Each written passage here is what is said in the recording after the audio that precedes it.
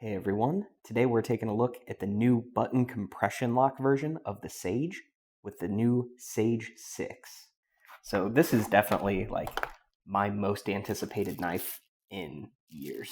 I am genuinely stoked to finally get my hands on this one. For a little bit of context, if you are not familiar with the button compression lock, that was first really seen here with the Spyderco Smock, which was a collaboration with Kevin Smock of Smock Knives. And when he was designing his custom SK23 that the Spyderco Smock here is based off of, he actually reached out to Spyderco to license the use of their compression lock due to its strength and reliability. But he wanted to make it a bit more fidget friendly with a button, so he flipped it over to the other side. Like here you can see a standard compression lock, and I'll try and get some close-up footage. You can see that it's flipped over to the opposite side, but it functions the same way. But now there's just a hole cut out in the handle where you can disengage that button lock.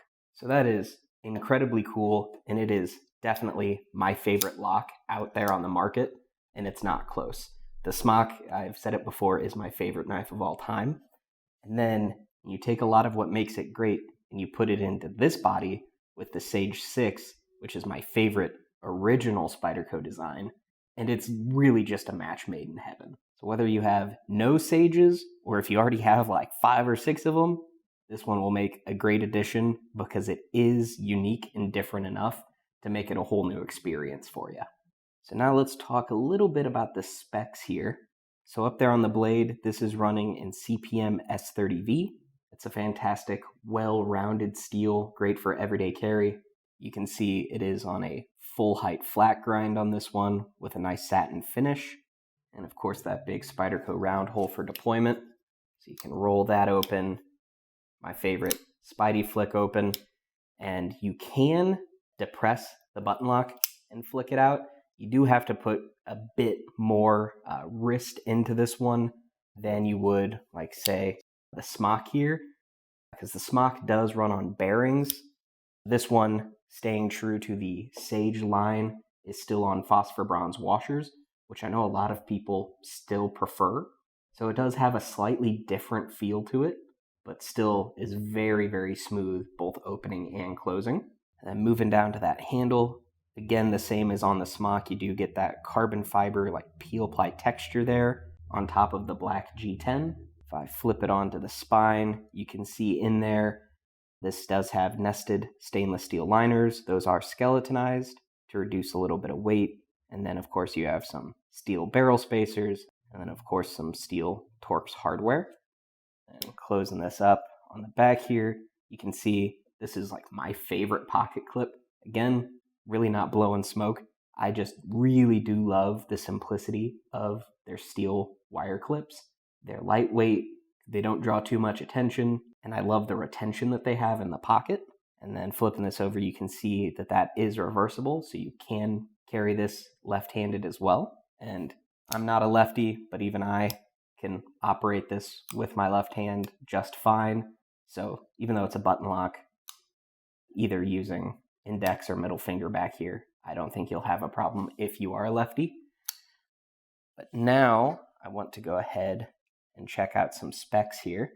It is the same as all of the previous Sages. You can see it's right at about a 3-inch blade, with about 2 3/4 of that being your cutting edge, and then about 7 3/16 in overall length.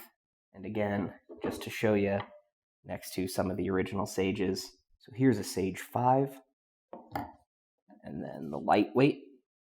So you can see you're still getting the same thing here. And then I also want to go ahead and weigh it to show you it's really not too far off from the recent Sages. So getting about 3.25 ounces here, when with the G10, about 3.25, so the same. And of course the lightweight's going to be shaved down a bit, about 2.9. So overall, you get everything that has kept the Sage as one of their most iconic models, and I really do mean that it is my favorite original Spyderco design. So if you've never put hands on one, I cannot recommend it enough. It's not often that I can say that there's not a single thing that I would change on a design, but that is definitely true for this one. Now, as always, if you want to see even more information on this one or pick one up for yourself, links are down in the description box below. They'll take you on over to gpknives.com. But before you head over there, don't forget to like and subscribe and let me know your thoughts on the Sage 6 button lock here. And real quick at the end, I also got to say these are selling incredibly fast, which really doesn't surprise me. So if by the time you're seeing this, if they're sold out, don't worry. I know we'll get more.